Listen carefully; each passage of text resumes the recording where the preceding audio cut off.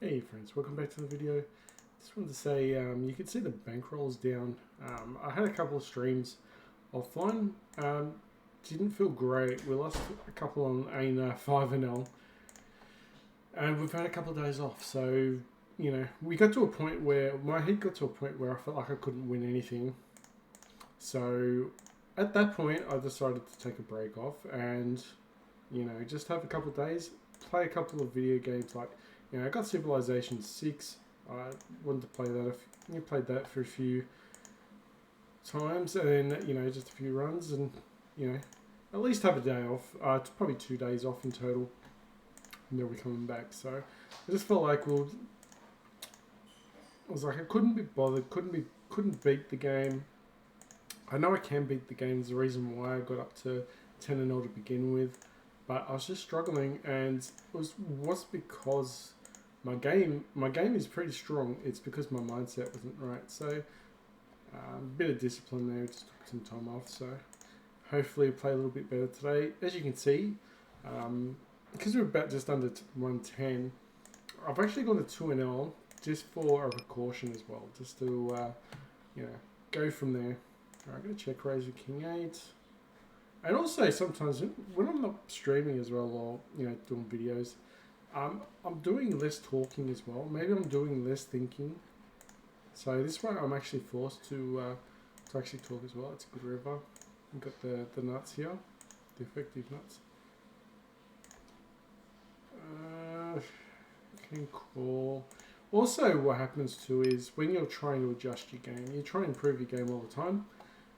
You can be adding stuff in your game that's good, but you might not be ready for it. So there's been a couple of concepts that I've been working on in the background.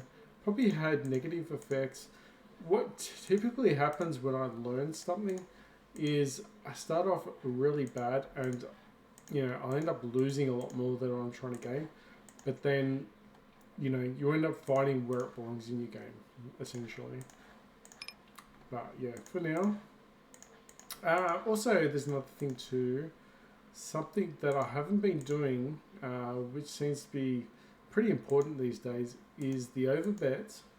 Like I did say not long ago, if you've been watching, I've been talking about finding out where the overbets belong in the game. So essentially, the overbets turn up like sometimes on the flop, sometimes on the turn.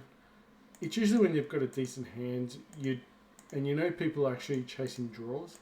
So effectively, you're removing their chances of getting a draw from making a draw, but actually making it profitable. So you're pricing them out and actually forced to fold. So that's the reason why. Another reason too is when they do 30%, 25% C-bet. Usually you see betting, it's where you see them bet all the time. When you don't see them bet as much, you usually see bet higher. And then also you need to be focusing on what's your range as well, and what's their range. Probably should have called there, but it could have been a bit of trouble anyway. Do I squeeze? No, I'm not going to squeeze against the under the gun. It's going to get pretty... it's going to get pretty dicey there with ace queen. Plus, under the gun range is going to have me covered pretty strong.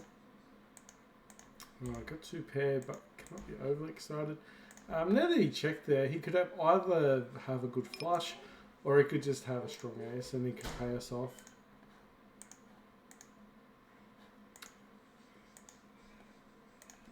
Yeah, alright. But yeah, what I was saying before is, people use the c-betting,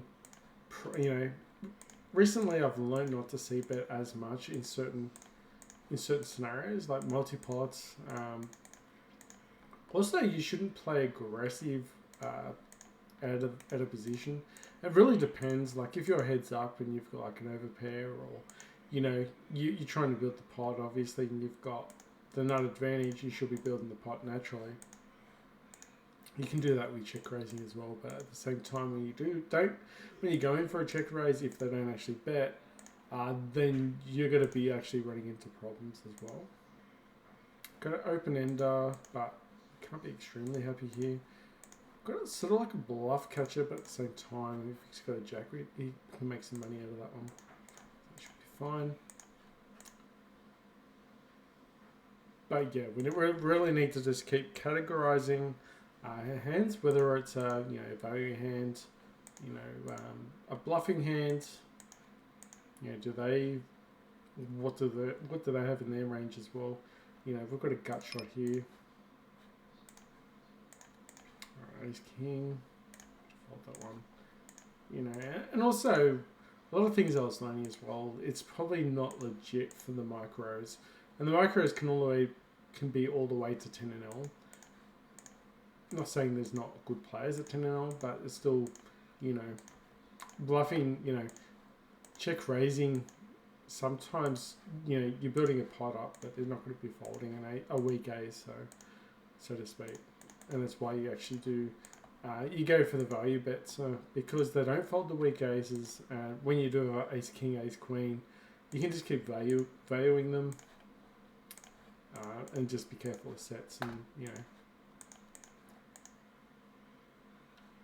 So in doing that, maybe I was doing a bit too much bluffing as well. And one of the scenarios was I was probably going a little bit silly in the small blind as well. We've got position here though. We can bet this one. Try and get rid of all these overcards. Because if you've got hands like ace queen, ace king, we can just directly fold there. That's fine.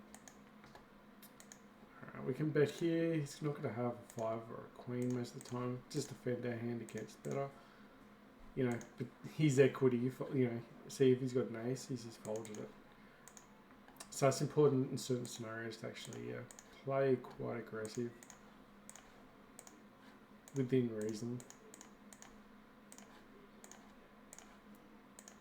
I'd also going back to 2NL, it's taking the pressure off. If we're going to 5NL, I've got the pressure of I don't want to go under $100. Where 2NL, who cares? Like I can go all the way down to $60. I don't want to, but I'm saying it's going to take a lot longer to get there. All right, got to set in position. This is a pretty good spot. Also, you just need to be focusing on being in position as well. Okay, it's not a bad card for us, but there is some draws coming out. They could already have a straight as well, so we want the board to pair up. He's all in, but this is the best case scenario. Okay, that's the worst case scenario. He's got the worst hand against us. Yeah, he's just drawing for a fall. This was happening a lot as well when I was playing offline as well. I had set of twos a couple times. I was just running over set. I had like the worst run. Just pretty frustrated. I wasn't yelling or screaming or annoyed. It just felt like the worst run. And that's why I decided to, just get away from it. And now I feel like, I feel $1 million now. I feel at least a lot better today. Alright, pocket queens. 33%. So we can do this for value. I'm just going to snap it off. And there you go. See, last week it always felt like I was going up against aces.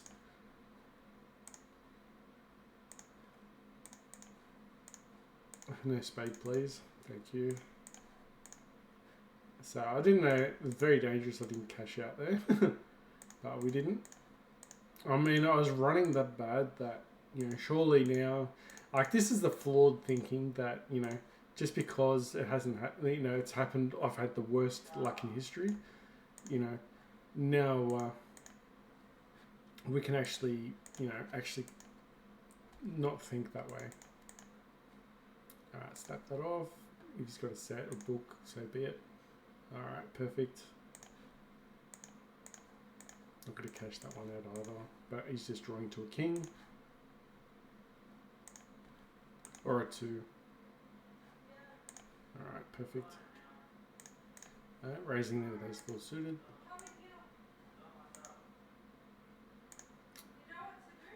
Alright, so far so good. Another thing we can do is we can sit on 2NL for a long time if we want. There is absolutely no rush to get to the $1,000. It doesn't matter how we get there. Yeah, as long as we get there. And we can go all the way. I mean, we can go to 200 and then go to 5NL. If the bankroll is too stressing, like very stressful, 20 big blinds is pretty fast. It's good when you're winning, but when you're losing, it's pretty stressful. Okay, got middle pair, got an open ender here with Jack 9. We could go for. Oh, I got a call here. Yeah, go for a check raise. That's fine. Goes all in. I'm just gonna fold. Would have hit it anyway, but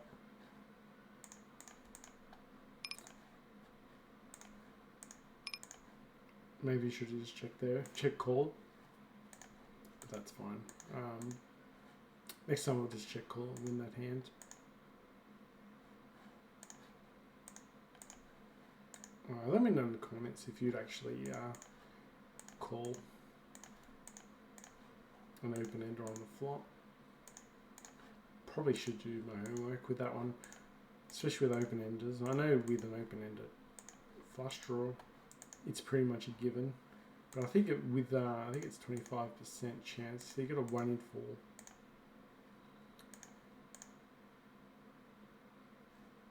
And I think we're paying 3 to 1. So we're actually priced out. So I think effectively we're priced out. I think we need to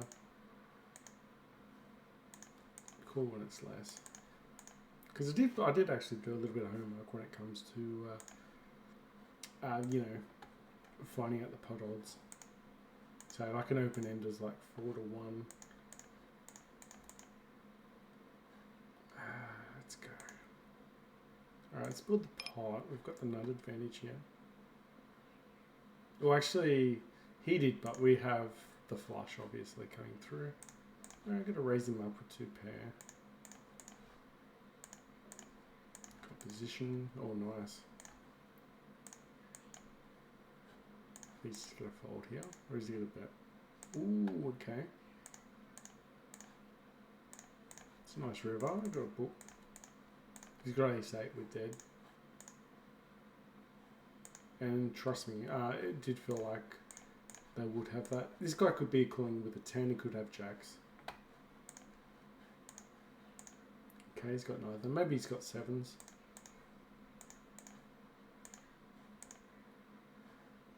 Alright, already feeling a lot better.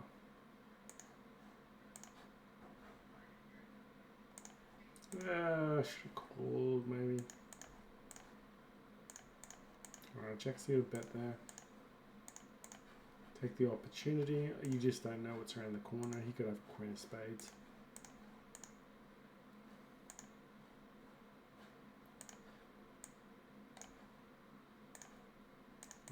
Just going to try and limit calling 3 betting as well.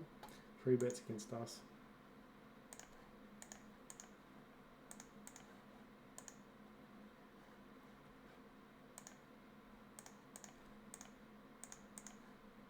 Okay, single raise pot. Yeah, 1 bet there. He's betting the ace, hoping we fold.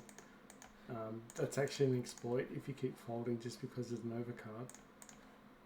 Okay, it's not a bad card for us, at least got a jack or a 6. Goes all in. We can't really do much here. The only hand we could probably beat there is queens. I doubt 10 plays like that. 10s play like that. Aces would play like that as well. The only other way we could have played it was check call.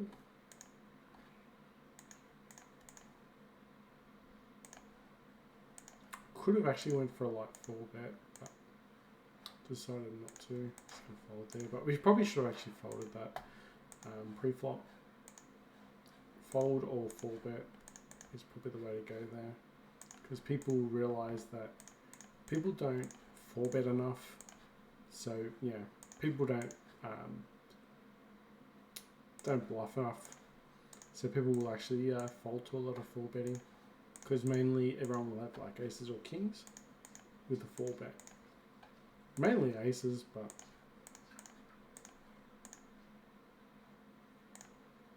it goes all in. That's usually an ace king. He's doing pretty good against our range there though. Got pocket queens, got 7-6 coming in. Another thing too I can do is go back to quick little sessions as well. Should we just shove?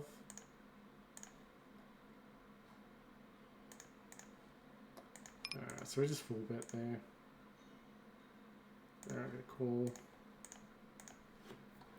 Okay, open ender. We really want a 5.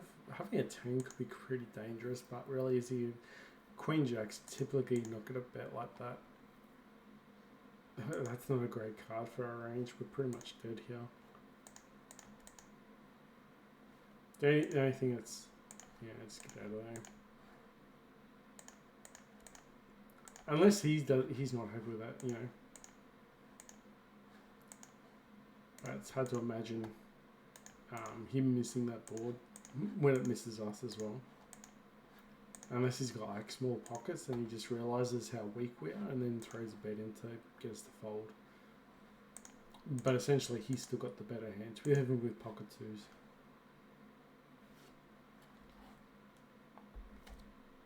Alright, in position, cool. Perfect.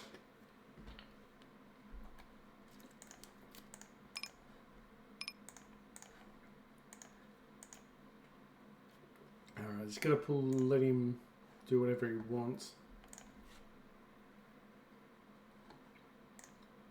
I'm gonna bet here. I could check here and then try and get him to bluff the river. Betting small just because trying to keep him in the pot. We're actually wanting this because even if we're behind, we can. Unless he's already got a book, if he's got a book, we're in trouble. He's got the hand that we want anyway, so that's fine.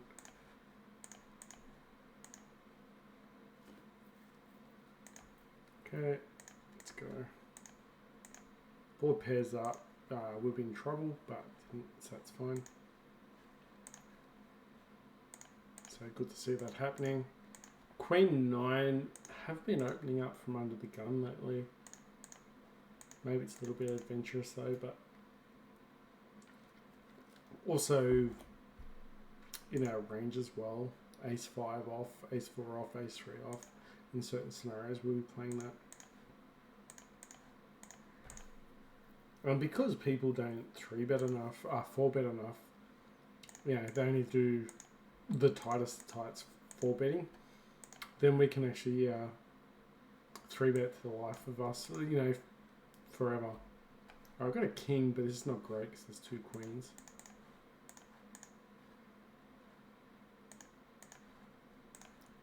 Okay, this is fine. We're just going to snap off the 33. Yeah, that's the reason why I checked there. People don't play against checks very well. And we got some value there. And that's what I should have done with the previous hand, rather than betting and then they're going over the top shoving. Got an open ender, not going anywhere. If he checks behind, I think we could have the best hand here. So I'm going to bet it. Got a value bet here. 3-5, got a call a small raise. 9-8, got a gut shot. Alright, folding 5-3. I think he's got a jack and he's just wondering about calling. But he folds. So finding those little marginal bets is pretty good, pretty handy. I mean, that was the difference between winning and losing by a lot, and it covers your losses a bit. Yeah, small raises, we're going to call.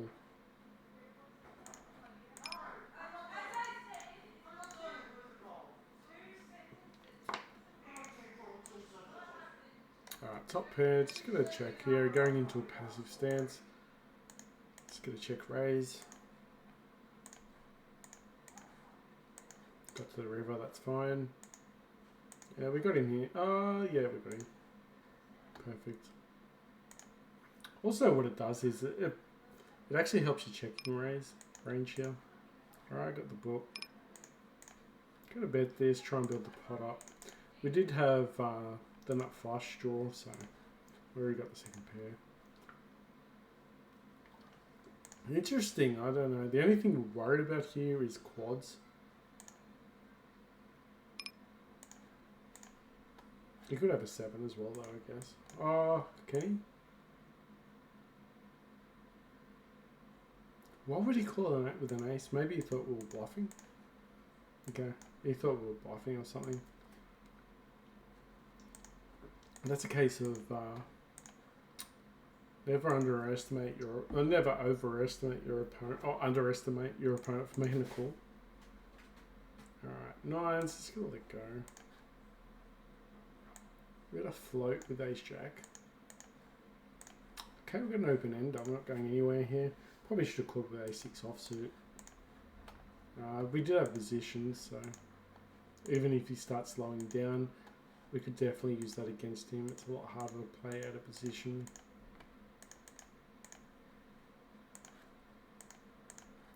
Alright, we do have the ace, but we don't really beat much apart from like... Actually, we don't really beat anything. I'm going to find a fold here as well. It's really hard to find what else we beat. We don't beat anything here.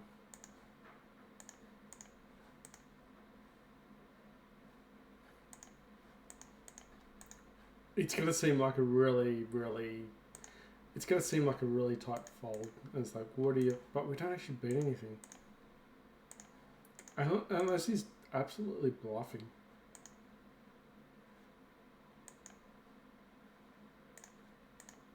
Alright, it's a small bet. We got an ace.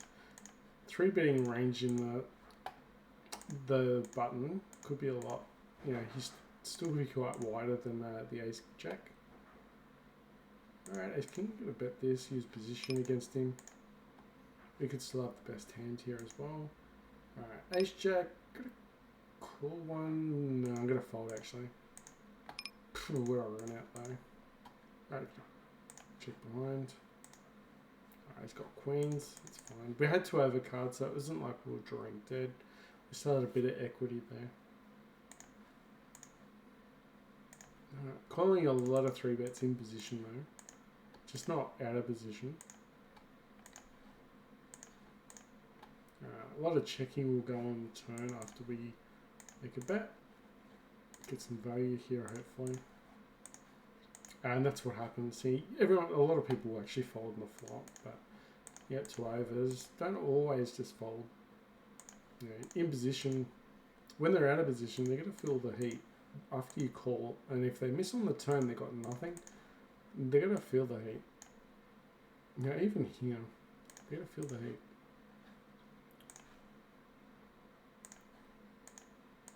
Yeah, now what's he going to do? If he doesn't have an ace, we're drawing pretty good to a 3 or a spade. Goes all in. I was really hoping to get a 3 or a spade, but we had a lot of equity on the turn. Probably could even check raise there, but considering that there's an ace there and they don't fold enough, it's typically not going to work as well at this micro raise. And plus we had a lot of equity as well, so we didn't want to have to be forced to, you know, if we bet there and face a jam, we're going to be thrown out of the hand. And that's probably the worst thing in the world. We want to actually, you know, realise our equity, so to speak.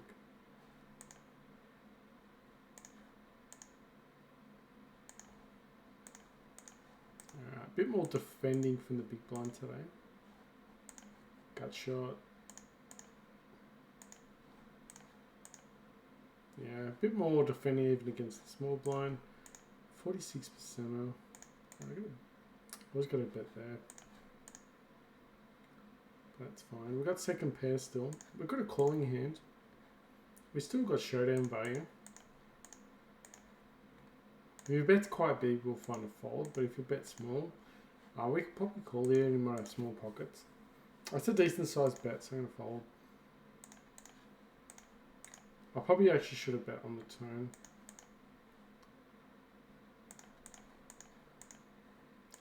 That's fine. It's looking pretty good so far this session. I'm going to call behind. Ace Jack, never totally dominated. I could easily be dominated here though, and we're out of position. Okay, yeah, there we go.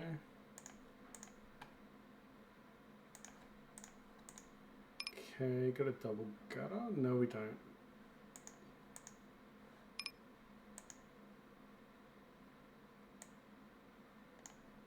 Jam's all in, unless he's got Queen Jack. He's got Jacks. Alright, it's just a split. Alright, 10-9, we don't have the gutter. Just gonna fold that one. Didn't need a Queen, we just need a Jack or I think it was an 8. Alright, Queen 10's folding. We don't really have any extra equity there.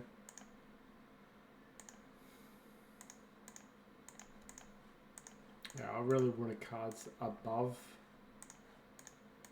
those kings, like, you know, at least an ace or something. Yeah, when the board pairs up, or, you know, when you're drawing, you want at least an overcard. Give yourself an extra out, so to speak. Okay, should fold him. Doesn't fold, but it got the 8 anyway, so it should be good enough. Oh, he's got a queen. Okay. But he gave us a cheap card on the end, so. Alright, got trips with a top kicker. Ace 3 drawing to a 2 for the wheel. Also backdoor flush. On the button can be quite wide.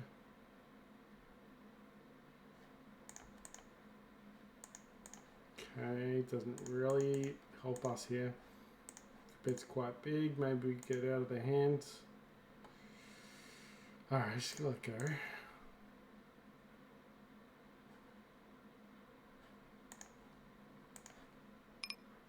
Also, he could have an ace as well, which means that we're just chopping.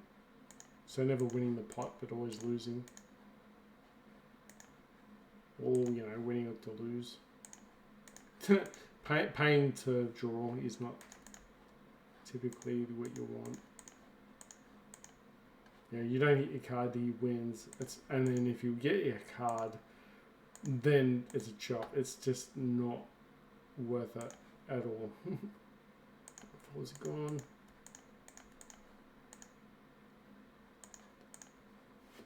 Alright, Ace Jack. It's also a very hot day today.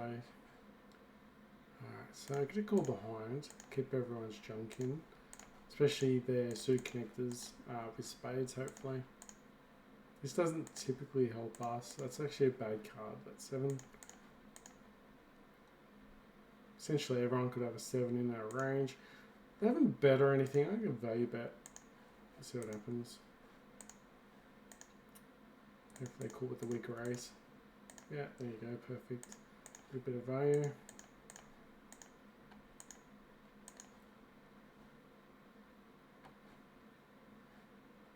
Alright, set in position, beautiful.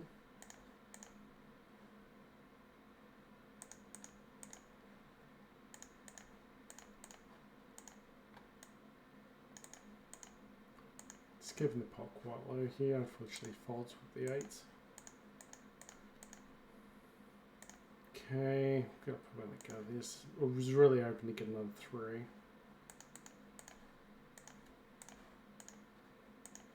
Okay, should be interesting.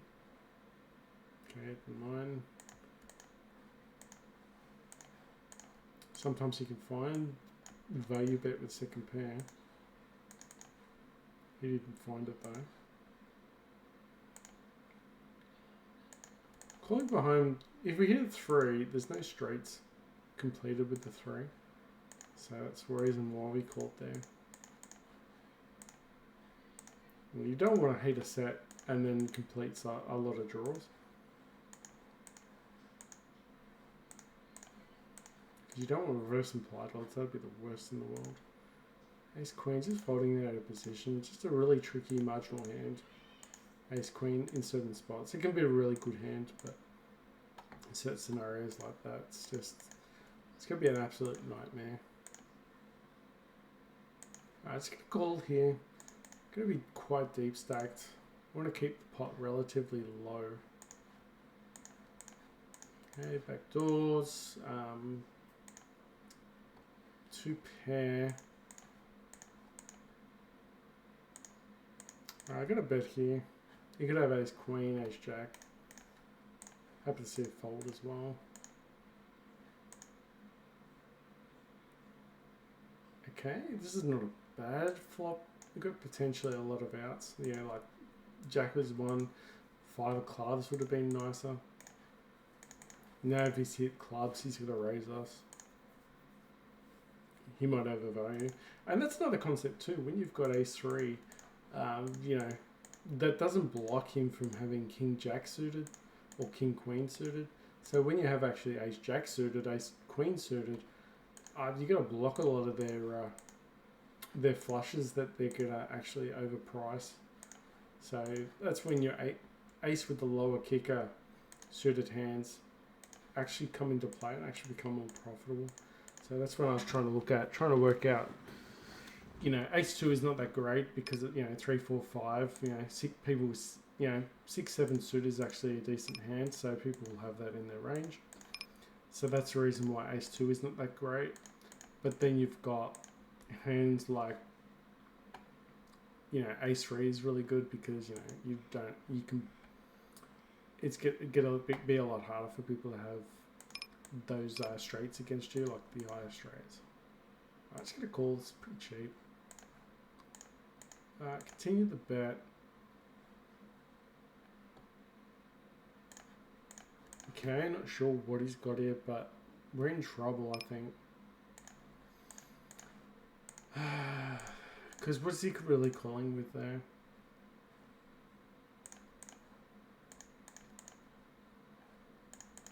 King of spades might go all in, hopefully.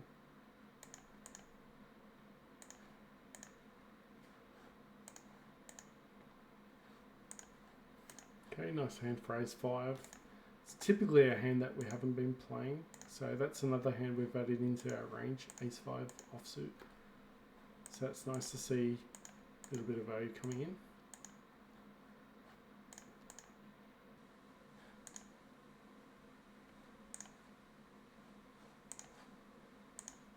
The only other thing we could have done with the ace king as well, just do a blocker bet.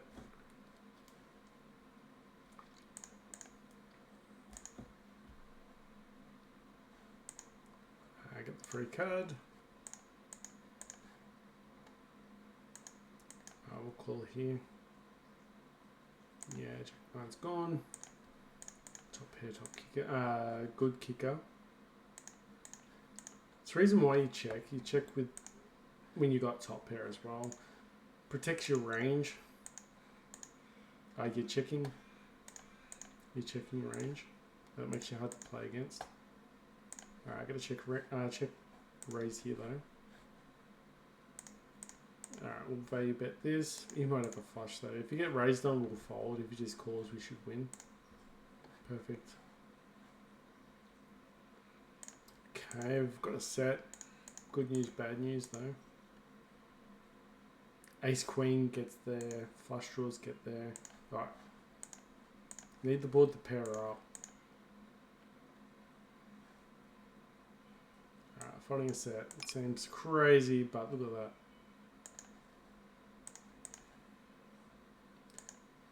Ace queen's folded. Probably could have called. But we don't know what the other guy's going to do. Imagine folding set of kings there, eh? Pretty tight fold. People say don't ever fold sets, but if you look at that board, you know, 2 of spades beats us. 2 of diamonds beat us. That's how weak our set is there. I mean, the only way as played before was probably to bet quite big and just defend our hand, but Got to make a decision what you do and stick with it, I guess. Alright, betting here could have the best hand still. Get a lot of folds. Check behind and just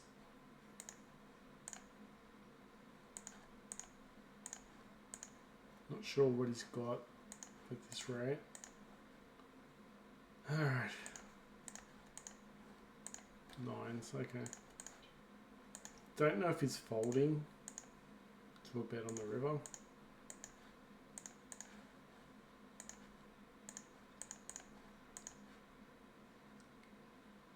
Yeah, probably not worth it. Alright, all three bet with the ace four suited.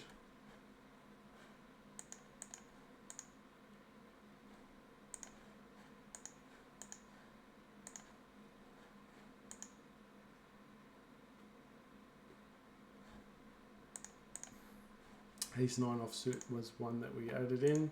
Pocket 5's got a bet here, hopefully get a fold. Gonna try and get another spade. Unfortunately didn't. 2 of spades would have been nice, rare spades. 5's win. Small pocket pairs. Just gonna fold ace 9. Could be heavily dominated. Also, probably could have called, but out of positions. Probably not wise. Maybe against the small blind, big blind. Maybe we're more likely to call. And then see how we go. And then, you know, with the ace rag type hands, see if we can take out some of the kings and queens. Yeah, ace 4 suited, just no help. But that's fine. We had a lot of people in the hand previously. So I think, you know, if we get a flush or a straight, I think we'll probably get a decent amount. Alright, let's get a call with the jacks. Gut shots, not a great board for jacks. Big bet here, I think we could find a fold. It's a small bet, I'm going to call. It's a bit of a tease. Alright, got to raise here because we're in the cutoff. Put some pressure on this 52%er. Just check behind. It's pretty strange he didn't defend the hand. Could have a weaker queen here. Alright, let's get the call here. If he's got a queen, too bad for us, but nines. A lot of turn cards coming out our way. That is sort of one of them. Now we've got an extra. If we can get a 2, that'd be nice. Unfortunately not. Could be a bluff hand though. Nah, it just calls. We shouldn't have bluffed. Yeah, see an ace.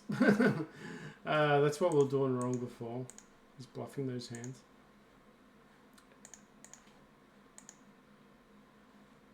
Sometimes you get away with it though, and that's fine.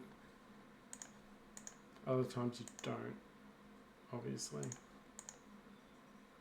Ace of what, you know, ace on the river as a scare card's pretty good.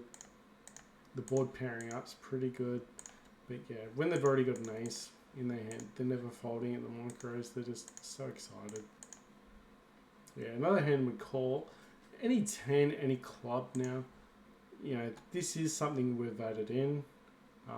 We could possibly shove here as well, but it's such a scary board that I think he's going to be connected a lot of times, so just going to call, hope for the best. Unfortunately missed though. Because it's a well-connected board, I don't see any fold equity, but we did have a lot of outs though, so I think that's the reason why we could call there. Any club, any 10, possibly any ace would have won. Maybe not the jack though. Goes all in, gonna go all out. Fold there. Get there on the river, but it could have hearts the way he played it. King Queen folding out of position. What we can do is actually. What we can do is call it the session as well. Just have a quick session and just get a winning session under our belt as well. Even if I'm not tired, it's just a matter of just getting a session that's winning. After losing it, you know, quite a few. I'm just gonna call this, just in case he's got the ace, but I'm just gonna call. Yeah, okay. Just a cooler.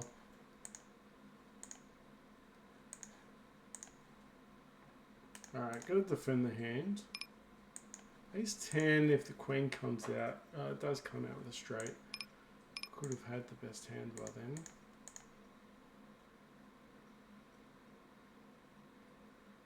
Yeah, we had a lot of outs with ace queen. Just unlucky.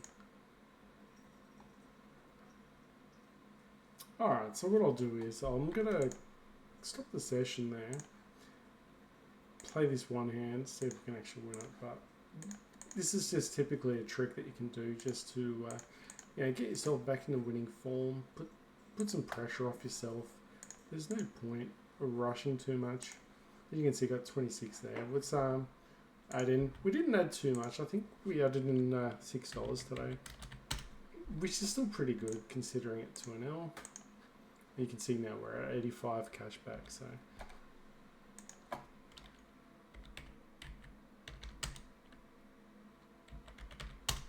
So 111.79, 76. It's up $2, but you know, man, it's just a matter of just getting that winning form. It's a hot day. I don't want to overdo it. It's just a matter of it's a marathon. Don't rush it. And that's all it is. And I've got things on my mind in the background as well, doing some overtime. So just trying to get some. The game's actually pretty good today. We shouldn't have called. We shouldn't have. No, the only hand that I had an issue with was probably throwing the bluff on the river. There wasn't probably enough folds. But yeah, you can sort of see what we're doing. A couple of different hands that we've added in. And then we'll go from there. I'll probably do another video tomorrow as well. Okay, guys. See you next time.